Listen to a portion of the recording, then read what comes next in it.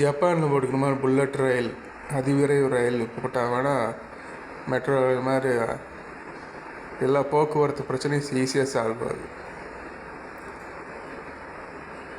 Bullet ரயில், metro rail அதிவேக ஃபாரினில் வரும். ஒரு மணி நேரத்தில் இங்கேருந்து கோயம்புத்தூர்லேருந்து சென்னைக்கும் போகும், சென்னையிலேருந்து கோயம்புத்தூர் வரும்.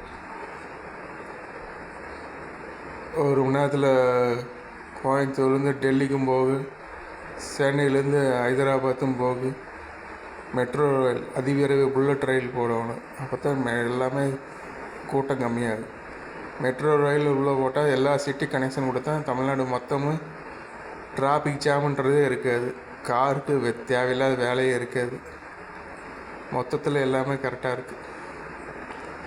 அது மாதிரி மத்திய கவர்மெண்ட்டு, மாநில கவர்மெண்ட்டு, முதலமைச்சர்லாம் தலையெடுத்து செய்யணும். இது ஏனோ தானோன்னு போட்டு காசு சம்பாதிக்கிறவசரம் இருக்கக்கூடாது.